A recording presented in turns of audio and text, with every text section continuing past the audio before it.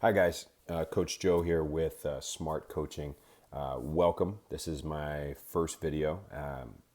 We look forward to bringing you a lot more content, not just around coaching and strength training, but also as it pertains to gaming, information, technology, movies, things like that. So we're going to be doing a lot of cool stuff. But I wanted to start with sort of this first video. It just seems so fitting and reaching your goals. And what I mean by that is, anything you want to achieve. We work with a lot of people on a lot of different goals.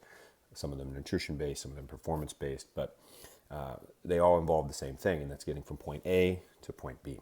So I want to give you probably the best piece of advice that I've ever came across. This came directly from the guys at Precision Nutrition, Dr. John Berardi. Been a great help. I would definitely recommend checking out his blog. He talks a lot about this, and it's worked wonders in my coaching business. And it's the idea of taking the smallest step. And what I mean by that is, you reach for the low-hanging fruit.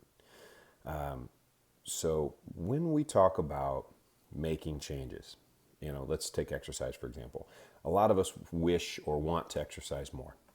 So we may go from working out not at all to thinking, okay, now I'm going to work out 5 days a week. So the problem with that is that's really hard to stick to, first and foremost, if you're not used to allotting that time to do it.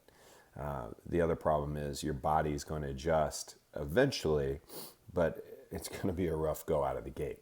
So what I mean by adopting the low-hanging fruit is you, instead of working out saying I'm going to commit to 5 days a week, which is something that doesn't seem realistic and you probably won't be able to stick with, instead start with saying I'm going to work out once a week. And once that becomes a habit, give it a couple weeks, 1-2 weeks, and then go from there and say, okay, that wasn't too bad.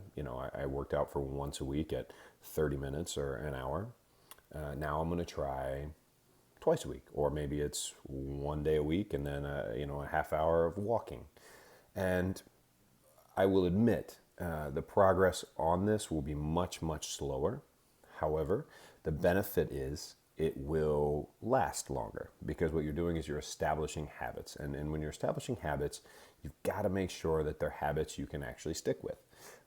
The problem, again, going back to that 5 day a week example, is if you go from no times a week to 5 days a week, initially that you might be able to keep it up for a little bit, but the chances of when things get stressful and life kind of bogs you down that you're going to be able to keep up with that is really, really low. I try to work out between 4 and 6 days a week, and I'm a full-time coach. I live in a gym, more or less. So you just got to bear all that in mind. But just, again, sort of a quick tip. And again, if this is your first video, welcome to the channel. We look forward to making a lot of great content for you.